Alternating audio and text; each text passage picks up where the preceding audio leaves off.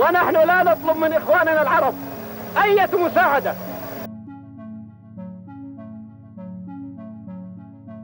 Tahun 1973, dunia barat mendadak lumpuh. Antrian panjang kendaraan mengular di Amerika. Mesin-mesin industri lumpuh total dan kepanikan global menjadi tidak terhindarkan. Dan hebatnya, dalang di balik mimpi buruk itu bukan berasal dari kekuatan militer adidaya seperti Uni Soviet, melainkan dari titah seorang raja di Timur Tengah bernama Raja Faisal. Raja Faisal dikenal sebagai sosok yang jarang tersenyum. Saat orang-orang bertanya tentang alasannya, ia menjawab bahwa dirinya akan tersenyum jika Palestina telah merdeka.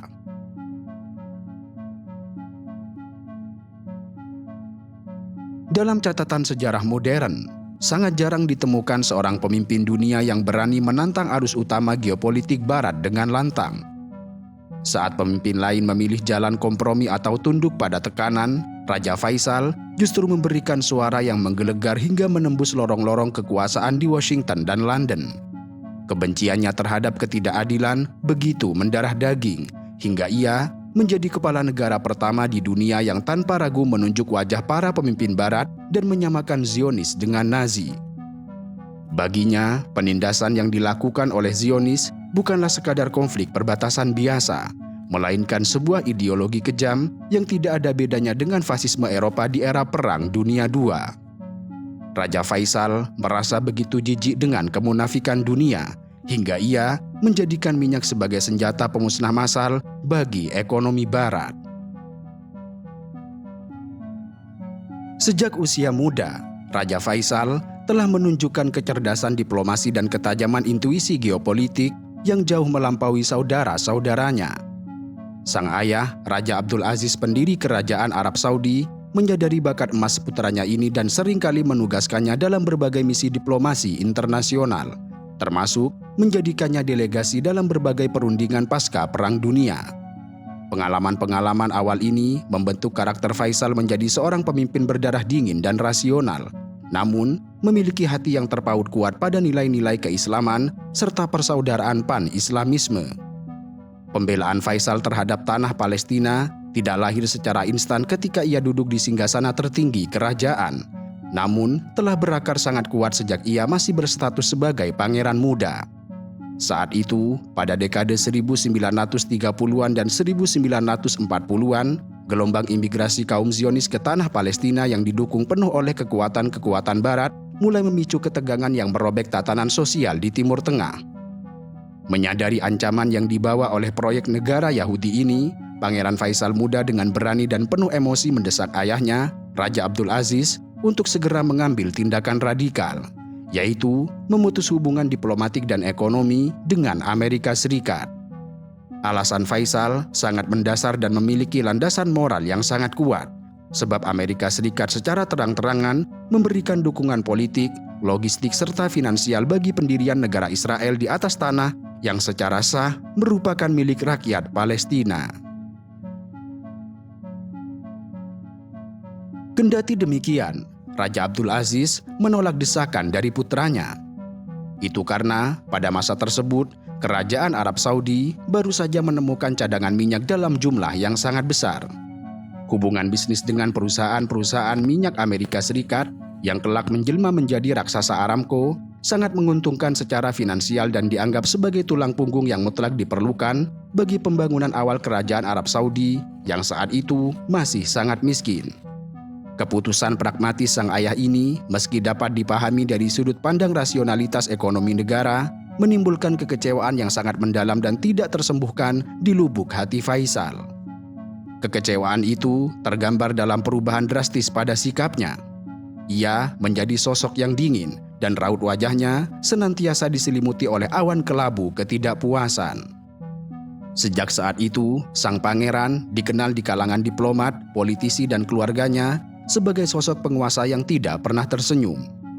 Ketika para jurnalis internasional, diplomat asing, atau orang-orang di sekitarnya memberanikan diri bertanya mengapa wajahnya selalu tegang dan jarang sekali menampakkan senyuman kebahagiaan, Faisal memberikan sebuah jawaban yang kelak bergema melintasi zaman dan menjadi kredo perlawanan.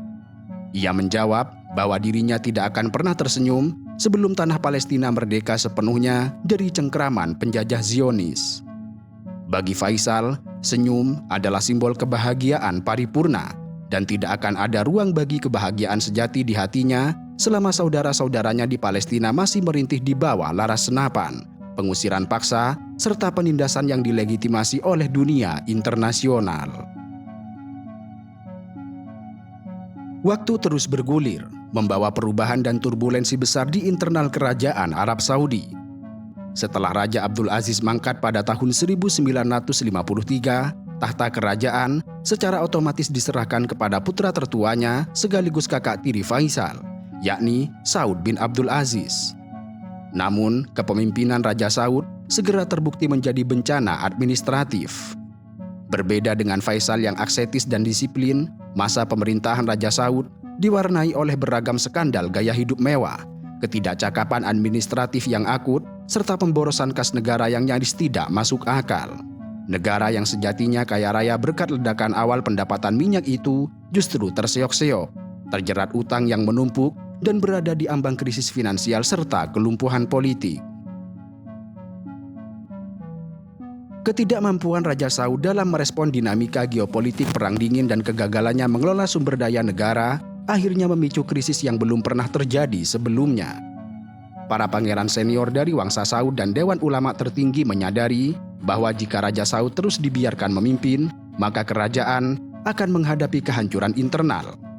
Karena itu, melalui sebuah transisi kekuasaan yang bersejarah dan alot, namun terukur melalui konsensus keluarga, sang kakak akhirnya secara resmi digulingkan dari tahtanya dan diusir keluar dari wilayah Arab Saudi untuk menghabiskan sisa hidupnya di pengasingan. Dengan demikian, Faisal yang saat itu menjabat sebagai putra mahkota dan Perdana Menteri yang telah menjalankan roda pemerintahan, secara resmi naik tahta menjadi Raja Arab Saudi pada tanggal 2 November 1964. Naiknya Raja Faisal ke tampuk kekuasaan bukanlah sekadar pergantian wajah penguasa, melainkan titik tolak perubahan radikal bagi masa depan Arab Saudi dan politik Timur Tengah. Ia mewarisi sebuah negara dengan birokrasi yang berantakan, kas negara yang terkuras, dan reputasi internasional yang merosot.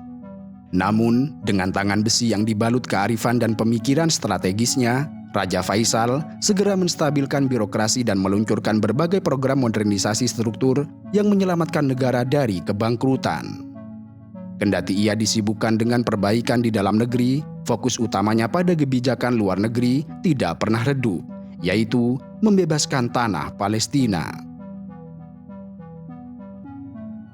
Di bawah komando Raja Faisal, Kerajaan Arab Saudi membuang jauh-jauh sikap pasif dan berhati-hati terhadap isu Palestina. Faisal menyadari sepenuhnya bahwa retorika kecaman di mimbar-mimbar diplomasi semata tidak akan pernah mampu mengusir kekuatan Zionis yang disokong penuh oleh kecanggihan mesin perang negara barat. Karena itu, Raja Faisal merancang kebijakan luar negeri yang memposisikan pembebasan Palestina bukan sekedar isu regional Arab, melainkan sebagai prioritas dan kewajiban tertinggi seluruh umat Islam di dunia. Ia menjadi tokoh sentral yang menyerukan perlunya agresi militer terpadu dan terkoordinasi melawan penjajah Israel. Kebencian Raja Faisal terhadap etnis Zionis tidak hanya didasarkan pada perebutan wilayah, melainkan pada penentangannya terhadap rasialisme. Di berbagai forum perserikatan bangsa-bangsa dan dunia internasional, sang raja bahkan tidak segan menyamakan fondasi ideologi Zionisme dengan Nazisme. Kemurkaan ini semakin tereskalasi menjadi pengerahan aksi nyata pasca tragedi pembakaran Masjid Al-Aqsa pada tahun 1969 oleh seorang fanatik ekstremis.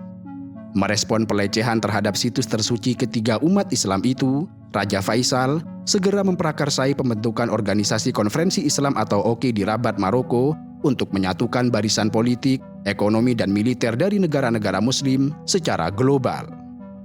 Seruan sang Raja Arab Saudi untuk melancarkan agresi militer ini disambut dengan antusiasme yang luar biasa oleh negara-negara garda depan Arab yang dipelopori oleh Mesir dan Suriah. Ketiga negara ini bersama faksi-faksi pejuang Palestina kemudian membentuk sebuah koalisi militer strategis yang bertujuan tunggal, yaitu mengakhiri pendudukan Zionis. Pada awalnya, angin kemenangan berhembus sangat kuat ke arah koalisi Arab dalam berbagai manuver pertempuran. Pasukan militer Arab yang persenjataan dan logistiknya disokong secara masif oleh kekuatan finansial Arab Saudi berhasil mendesak garis pertahanan Israel hingga kocar-kacir, membuat negara Zionis itu berada dalam posisi yang sangat kritis dan nyaris runtuh. Di medan tempur, pasukan koalisi Arab Saudi berhasil memecah mitos ketangguhan Israel dan tinggal selangkah lagi untuk memasuki jantung pertahanan mereka guna merebut kembali kedaulatan tanah Arab. Kendati demikian, sebuah manuver geopolitik yang tidak terduga dan penuh nuansa intrik mengubah jalannya sejarah. Di saat kemenangan heroik sudah di depan mata dan keruntuhan rezim Zionis tinggal menunggu waktu, Mesir yang dikomandoi oleh Presiden Gamal Abdul Nasser mengambil keputusan yang mengejutkan sejarah. Mesir menarik pasukan tempur utamanya dari garis depan dengan alasan kekhawatiran terhadap ancaman pembalasan militer yang dikumandangkan oleh Amerika Serikat.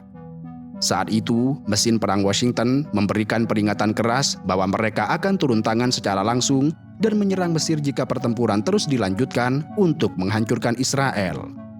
Keputusan Mesir untuk mundur secara sepihak demi menghindari perang langsung dengan Amerika Serikat ini meruntuhkan moral tempur koalisi seketika dan menyebabkan kekalahan yang sangat menyakitkan serta memalukan bagi blok Arab secara keseluruhan.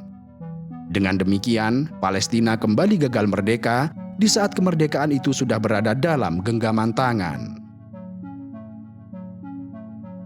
Tidak dapat menerima kekalahan telak yang murni diakibatkan oleh intimidasi dari Amerika Serikat itu, kemarahan Raja Faisal memuncak hingga ke titik didih.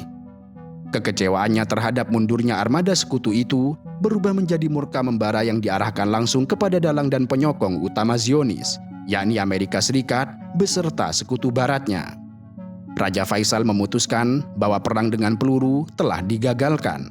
Maka ia berbalik menantang Amerika Serikat dengan sebuah langkah asimetris yang belum pernah berani diambil oleh pemimpin negara berkembang manapun dalam sejarah peradaban modern, yaitu perang ekonomi berskala global. Menyadari bahwa tank, kapal induk, pesawat tempur, dan seluruh detak jantung peradaban industri barat digerakkan oleh bahan bakar fosil, Raja Faisal memutuskan hubungan diplomatik tingkat tinggi dan menyerukan embargo ekspor minyak mentah Arab Saudi secara total kepada Amerika Serikat dan negara-negara barat yang terbukti menyokong Israel dalam krisis tersebut.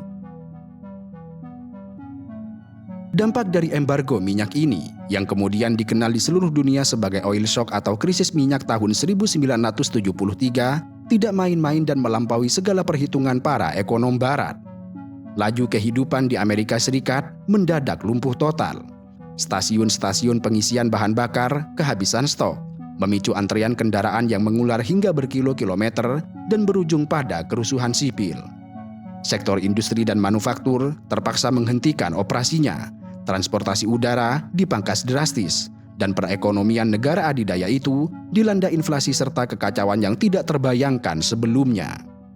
Barat yang selama ini sombong, tiba-tiba tersadar secara brutal bahwa urat nadi perekonomian, keamanan, dan gaya hidup mereka ternyata sepenuhnya berada di dalam genggaman tangan seorang raja tua dari padang pasir. Di tengah histeria dan kepanikan global itu, stasiun televisi terkemuka Inggris, yaitu BBC, pernah mengirimkan reporternya untuk melakukan wawancara eksklusif dengan Raja Faisal. Sang reporter bertanya dengan nada yang sangat hati-hati tentang peristiwa apa yang ingin dilihat oleh sang raja di Timur Tengah itu. Lalu, tanpa keraguan sedikit pun dan tanpa mempedulikan tata krama diplomasi barat yang munafik, Raja Faisal menjawab dengan suara yang dingin, tegas, dan berwibawa. Hal pertama yang ingin dia lihat adalah kematian Israel. Jawaban tersebut mengguncang dunia internasional dan memperlihatkan ketangguhan sikap sang raja yang menolak segala bentuk kompromi dengan negara Zionis tersebut. Sementara itu, pemerintah Amerika Serikat yang merasa tercekik secara perlahan oleh embargo ini tentu saja tidak tinggal diam. Melalui utusan khususnya yang paling licin, Menteri Luar Negeri Henry Kissinger, Washington mencoba melakukan diplomasi tingkat tinggi yang dibumbui dengan ancaman. Dalam sebuah pertemuan yang menegangkan, Amerika Serikat mengancam bahwa jika Raja Faisal tidak segera mencabut boikot minyak, maka Amerika Serikat tidak akan segan menggunakan opsi kekuatan militer tertinggi mereka, menyerang dan menduduki ladang-ladang minyak Arab Saudi, serta meratakan negara gurun itu dengan tanah. Kendati demikian, Raja Faisal tidak tampak gentar atau berkeringat sedikit pun. Di hadapan Kissinger yang datang membawa arogansi dan ancaman kehancuran dari negara adidaya militer terbesar di dunia itu, Raja Faisal memberikan balasan yang kemudian tercatat sebagai salah satu taktik diplomasi paling heroik, paling elegan, dan menakutkan dalam sejarah modern. Dengan tenang dan raut wajah tidak gentar, ia menatap Kissinger dan mengucapkan kalimat legendaris. "Anda adalah orang-orang yang tidak bisa hidup tanpa minyak. Anda tahu kami berasal dari gurun, dan nenek moyang kami hidup dengan kurma dan susu, dan kami dapat dengan mudah kembali dan hidup seperti itu lagi." Kalimat itu adalah manifestasi sejati dari mentalitas pejuang Baduy yang tidak takut jatuh miskin. Dan lebih jauh lagi, saat para perencana strategis Amerika Serikat terus mematangkan wacana untuk melancarkan serangan udara guna meratakan Arab Saudi, Raja Faisal balik mengancam dengan doktrin bumi hangus. Ia menyatakan dengan sumpah bahwa jika armada militer Amerika Serikat berani menyentuh daratan Arab, maka ia sendiri yang akan segera memerintahkan agar seluruh kilang dan sumur-sumur minyak di seluruh semenanjung Arab Saudi untuk dibakar, diledakkan, dan dimusnahkan hingga tidak tersisa satu tetes pun bagi dunia. Ancaman balasan yang sangat rasional dan berani ini secara efektif membuat nyali para petinggi militer dan politisi Amerika Serikat menjadi ciut. Perhitungan kalkulasi intelijen Amerika Serikat dengan cepat menyimpulkan bahwa intervensi bersenjata hanya akan memusnahkan fasilitas minyak secara permanen yang butuh waktu puluhan tahun untuk dibangun kembali, yang pada gilirannya justru akan menghancurkan sistem ekonomi global tanpa bisa dipulihkan. Dengan begitu, opsi militer pun akhirnya terpaksa dibuang ke tempat sampah, dan hingga titik itu Amerika Serikat menerima kekalahan. Kendati demikian, sejarah peradaban manusia seringkali menuliskan akhir yang kelam dan ironis bagi tokoh-tokoh yang berani berdiri tegak dan menentang arus tirani global. Seperti halnya nasib banyak pemimpin karismatik lain di dunia ketiga yang secara konsisten dan vokal menentang imperialis Amerika Serikat dan gerakan Zionisme, kehidupan Raja Faisal pada akhirnya harus ditutup dengan cara yang sangat tragis, sangat mengejutkan, dan penuh darah. Pada hari Selasa pada tanggal 25 Maret 1975, hari itu bertepatan dengan momen peringatan Maulid Nabi yang dirayakan sebagai sebuah hari libur kenegaraan dan keagamaan. Di dalam ruang pertemuan utama Istana Kerajaan, Raja Faisal sedang menggelar majelis, sebuah tradisi kuno khas Arab di mana sang penguasa tertinggi membuka pintu istananya lebar-lebar untuk berdialog langsung dengan berbagai lapisan rakyat biasa, menerima keluhan, serta menyambut tamu-tamu kenegaraan.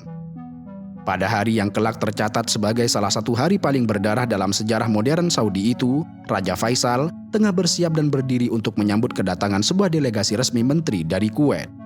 Dan ketika Raja Faisal dengan penuh rasa hormat sedikit menundukkan kepalanya ke depan, sang keponakan sedarah, seorang pemuda berusia 26 tahun yang baru saja menyelesaikan studinya dan kembali dari Amerika Serikat, menyusup di antara kerumunan para tamu.